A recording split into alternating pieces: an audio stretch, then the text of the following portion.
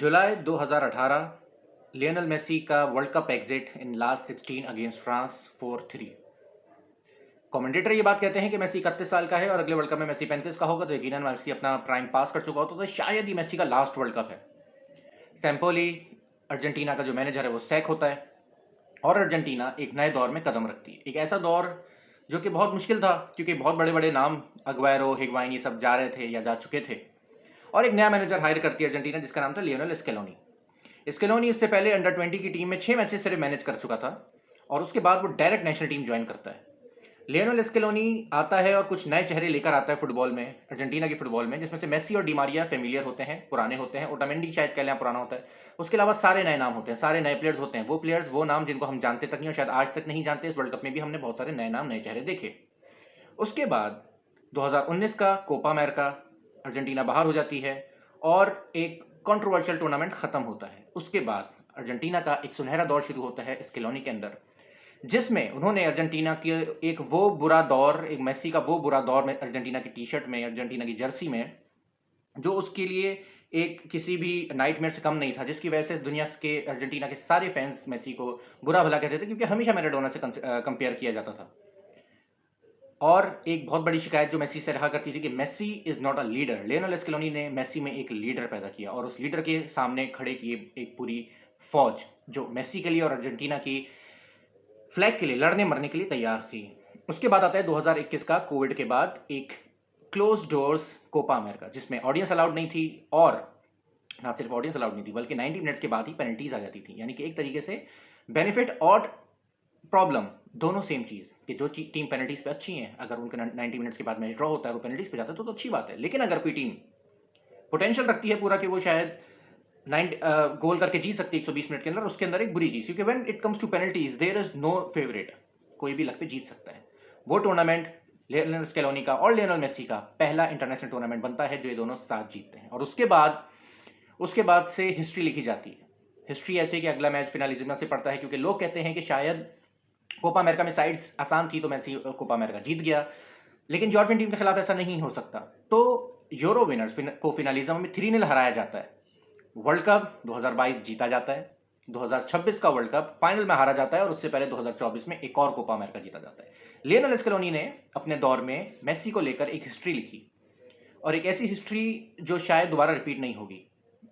ये वाला world cup यकीनन उस हिस्ट्री को बढ़ाता, लेकिन अब तो वो दौर खत्म हो गया। शायद मेसी भी रिटायर कर जाए, स्केलोनी भी रिटायर कर जाए, मगर ये पिछले अर्जेंटीना के 8 साल, लियोनेल मेसी फैंस के 8 साल, लियोनेल मेसी के अपने 8 साल, शायद ये हिस्टोरिकली सबसे ज्यादा सेलिब्रेटेड 8 साल हैं, जिसमें लियोनेल स्केलोनी एक ऐसी टीम को उठाता है जिस टीम में कोई दम नहीं था। खुद उसको फैंस कॉल आउट कर चुके थे, खुद अर्जेंटीना की teams, journalist, football world Argentina को बिल्कुल कह चुका था कि they are not the team to play in international forum.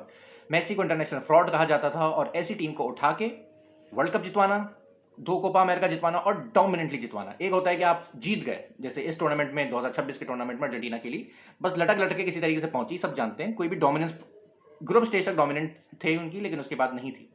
लेकिन जैसे ही पहला कोपा अमेरिका जीतते हैं, उसके बाद वर्ल्ड कप आप डोमिनेंटली जीतते हैं, और फिर दूसरा कोपा अमेरिका तो ऐसा लिखा था कि लिखा ही आपके लिए है। बिल्कुल इजीली आप वो टूर्नामेंट जीत जाते हो, डिस्पाइट कि उस मैच में, उस टूर्नामेंट में मेसी बिल्कुल परफॉर्म नहीं करता। शायद मेसी का पूरे टूर्नामेंट में सिर्फ एक असिस्ट था, लेकिन आप बाकी टीम को लेकर वर्ल्ड कप जीतते हैं, जिससे ये उम्मीद पैदा होती है कि शायद शायद शायद लियोनेल स्केलोनी इसी टीम के साथ अगला वर्ल्ड कप खेले, जिसमें मेसी इतना इफेक्टिव ना हो, मेसी एक सेकंड प्लेयर हो, प्राइमरी प्लेयर ना हो, सेकेंडरी प्लेयर हो, और नए प्लेयर जैसे कि जूनियर अल्वारेज हो गया या लोतारो मार्टिनेज हो गया, ये गेम प्ले करेंगे, ये मेन रोल प्ले करेंगे। ऐसा नहीं हुआ, एक अनफॉर्चुनेट रन रहा। बहुत सारी कंट्रोवर्सीज आ रही हैं ऑलरेडी सोशल मीडिया पे कि शायद कोई तो स्टोरी है लियोनेल स्केलोनी और अर्जेंटीना की इस फाइनल डिफीट से पहले, एक अजीब से गेम प्ले, एक ऐसा टैक्टिकल गेम प्ले जिसकी कोई एक्सप्लेनेशन नजर नहीं आ रही।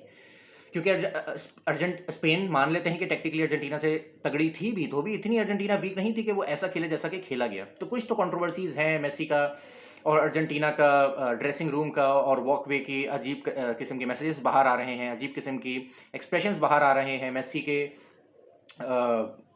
प्री मैच जो फ्री किक्स अटैम्प्ट थी या शॉट्स ऑन टारगेट की अटैम्प्ट थी, उसमें देखा गया कि मेसी ने तमाम शॉट्स जो हैं वो ऑफ द टारगेट मारे। ये मतलब कुछ अनयूजुअल सी चीज़ें थी, अनरियल सी चीज़ें थी जो इस टूर्नामेंट में के फाइनल में हुई।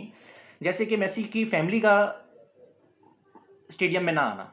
मेसी की फैमिली अपने बच्चों समेत, his wife and his kids were always there in the stadium, हमेशा रहे हैं वो, लेकिन इस फाइनल में नहीं आते। डिएगो सिमियोने जो कि हर मैच में वहां पे मौजूद रहता है स्टैंड्स में, वो भी इस मैच में नहीं था। अर्जेंटीना का प्रेसिडेंट जो कि हर मैच में मौजूद होता है, वो भी इस मैच में मौजूद नहीं था। लोतारो मार्टिनेज जो हर मैच में आता है और मैच जितवा देता है, 2 मैचेस जितवाए उसने, इस मैच में भी अर्जेंटीना को सिर्फ 1 गोल चाहिए था, और वो बेंच से उठ के नहीं आता, ना सिर्फ बेंच से उठ के नहीं आता, बल्कि बेंच पे नज़र तक नहीं आता, उस पे कैमरा तक नहीं जाता। और ना सिर्फ ये, बल्कि अर्जेंटीना जब पिच पे आती है तो एक अजीब किस्म की मार धाड़ कर रही होती है, अर्जेंटीना के स्पेन के प्लेयर्स को और उन बच्चों को कहीं ना कहीं कंटिन्यूसली हिट कर रही होती है। शायद वो डेलिबरेटली कार्ड लेना चाह रहे थे, वो क्या करना चाह रहे थे नहीं समझ में आया, और ये बहुत बड़ी कंट्रोवर्सी है, शायद ये कल को खुले। लेकिन फिलहाल तो जो दिख रहा है वो ये कि अर्जेंटीना एक बहुत बुरा गेम खेली, जिसकी वजह से हार गए, जिसकी वजह से लियोनेल स्केलोनी की शायद आखिरी मैच में एक बहुत बड़ा दाग लग गया उस पर।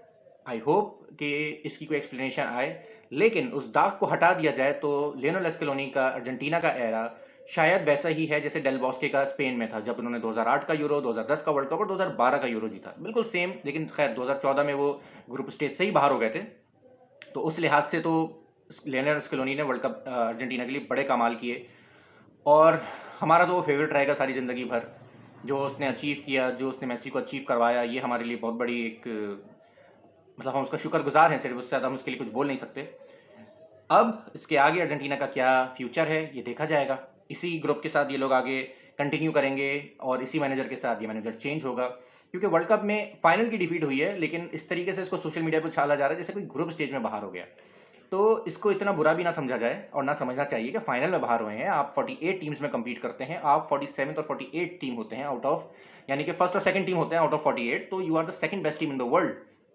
तो सेकंड बेस्ट टीम को इस तरीके से ट्रोल करना जैसे वो लास्ट आए हो, ये तो ऑब्वियसली बात है कि सबको पता है किसकी प्यार है जो ये कर रही है। लेकिन मेरी तरफ से सल्यूट है स्केलोनी को, जो उसने हमें पिछले 8 साल दिए, एक सेलिब्रेटिंग 8 ईयर्स दिए, और जिस तरीके से अर्जेंटीना की टीम का अर्जेंटीना में वापस इस्तिकबाल हुआ है, कहीं से नहीं लगा कि ये लोग वर्ल्ड कप हार के आ रहे हैं। कंटिन्यूसली यही लग रहा था कि yes they know who are the champions, the real champions.